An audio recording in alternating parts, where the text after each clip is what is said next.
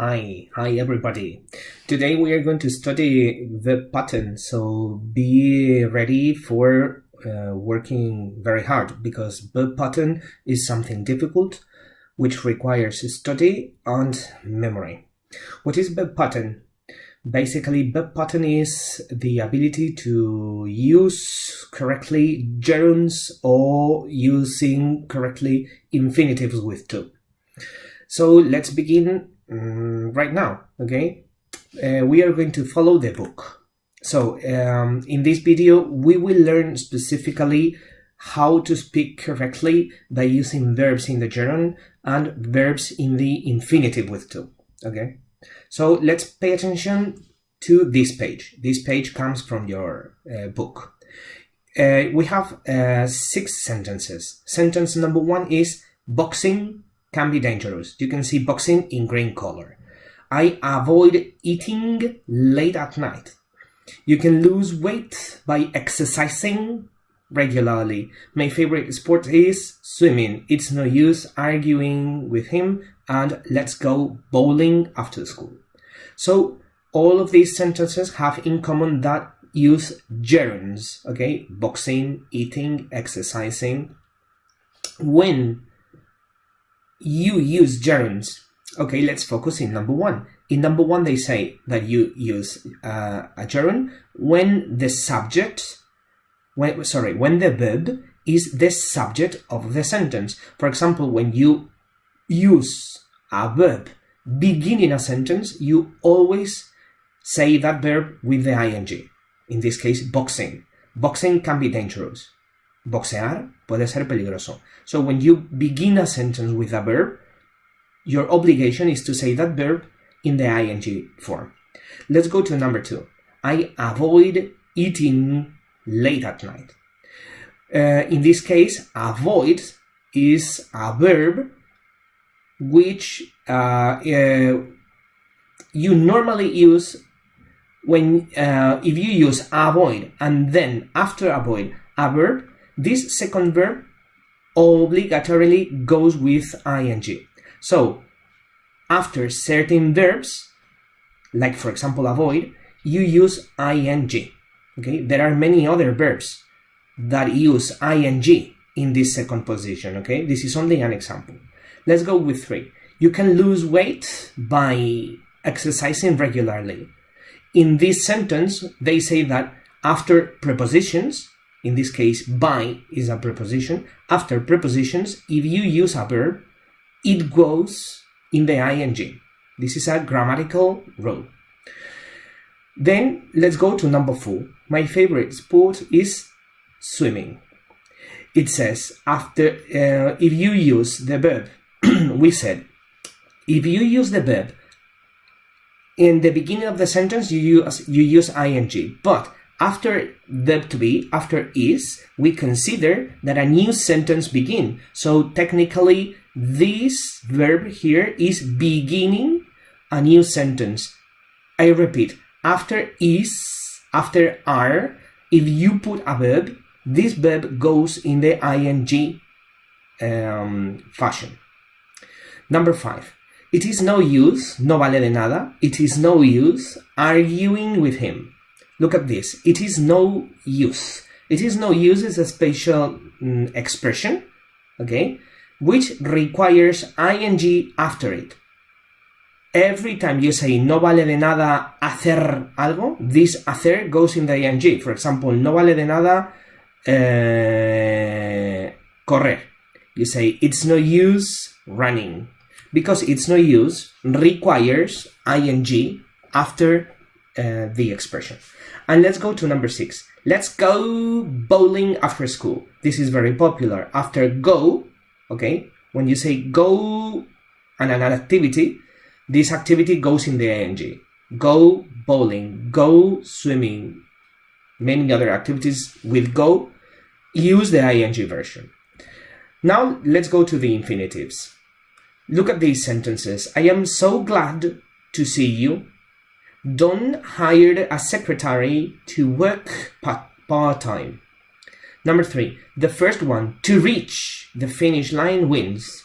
And number 4, we managed to raise a lot of money for charity. So, basically, there are some rules you can use the infinitives. For example, in number 1, you learn that after specific adjectives, like in this case, glad, you use the infinitive with to. Estoy tan contento de verte. I am so glad to see you. In similar terms, I would be able to say, I am so glad to have you in front of you. Number 2, Don hired a secretary to work part-time. In this case, when you use a verb, a person, and an action, you normally use this. Don hired a secretary to work part-time. Contrató a un secretario para trabajar a tiempo parcial. Hacer algo con alguien para algo. This structure always follows the same pattern. Let's go to number 3. The first one, to reach the finish line wins. El primero en llegar a la línea de meta gana. So look at this. With the expressions the first, the second, the next, the last, the only, and after superlatives, you use to infinitive. And in number 4, we managed to raise a lot of money for charity. Nos las apañamos para recaudar mucho dinero para una organización de caridad. So, in this case, you have a verb like I said with the gerunds. There are specific verbs which require to infinitive after it. So if you have a verb which requires an to infinitive, and then after the verb you use another verb, the second verb obligatorily goes with to infinitive. Be careful, because some verbs like begin, like hate, and like prefer can be followed by a gerund or by an infinitive, and the meaning doesn't change. For example, you can say I hate going to the park, or I hate to go to the park. Or you can say I prefer going to the dentist than going to the doctor, or I prefer to go to the dentist than to go to the doctor, and the meaning doesn't change. There are other verbs, however, like forget, remember, regret, lamentar, and stop, parar, dejar de hacer algo, that have got gerunds or infinitives after them. But if you use the gerund after forget, remember, regret, and stop, it means something different than if you use the infinitive with to. For example, he stopped playing football means él dejó de jugar al fútbol cuando se rompió la pierna. But the second sentence, he stopped to play football, it means something totally different to the first one. Él dejó de hacer algo, you don't mention, you don't know, dejó de hacer algo para hacer otra cosa. In this case, to play football. He stopped, for example, reading, to play football. He stopped doing something to do another thing totally different, okay? So, stop and ing has got a totally different meaning than stop to play, okay? However, begin, hate, and prefer can have ing and to infinitive, and the meaning doesn't change. So, the last thing I would like to speak about is to be used to, to get used to. We have spoken about this in class, okay? And they mean things totally different, but they use to infinitive. I am used to, and then ing.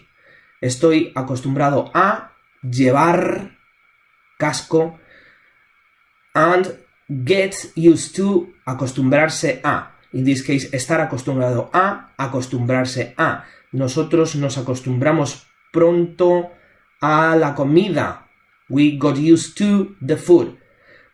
In this case, to get used to doing something too. I am used to doing something. I got used to doing something. Be used to requires ing. Get used to requires, you say, ing. Correct. So, estoy acostumbrado a ir en transporte público. I am used to going by public transport. Me acostumbré a ir en transporte público. I got used to going by public transport. Okay? So this information can be found in your workbook. It is in page 111 and 112 if you want to go. So you will find this information here. Okay? So, gerunds, infinitives with do. In this case, if we have to study something very much, I will choose keep, mind, recommend, stop, and suggest. These verbs, if you use these verbs and you put another verb after them, the second verb will go in the ing. For example, to keep. Yo seguí escuchando. I kept listening. Okay, the second verb goes in the ing. Mind. I don't mind. Por ejemplo, no me importa. No me importa ir allí. I don't mind going there. These expressions require a verb, an ing expression. Look at this. Recommend. Recommend is important, okay? Recomiendo quedarse, alojarse en este hotel. I recommend staying in this hotel. As we said, stop can have an ing or a to infinitive. But if you use one or the other, the meaning is different. So, for example, if you say, dejé de jugar al fútbol cuando tenía 15 años, you need the ing. Stop doing something, dejar de hacer algo. Dejé de jugar al fútbol a los 15 años. I stopped playing football when I was 15.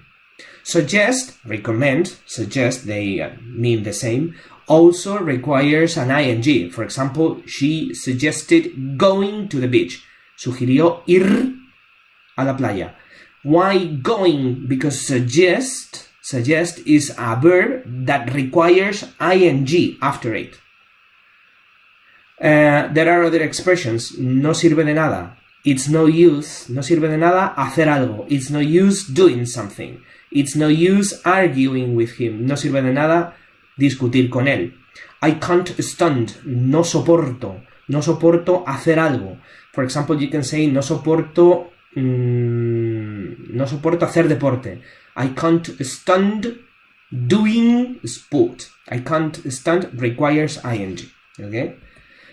There are verbs and expressions which are followed by infinitive. For example, these verbs here. If you use another verb, the second verb will go with the by infinitive. But which are my favorite? My favorite are afford, decide, forget, mean, plan, promise, refuse. So these verbs are particularly important to memorize. After these verbs, okay, you use the to infinitive. Afford, permitirse el lujo de hacer algo. No me puedo permitir. For example, you can say, no me puedo permitir pagar un crucero. I can't afford to pay a cruise. Decidimos hacerlo. We decided to do it. Olvidé apagar la luz. For example, I forgot to turn off the light.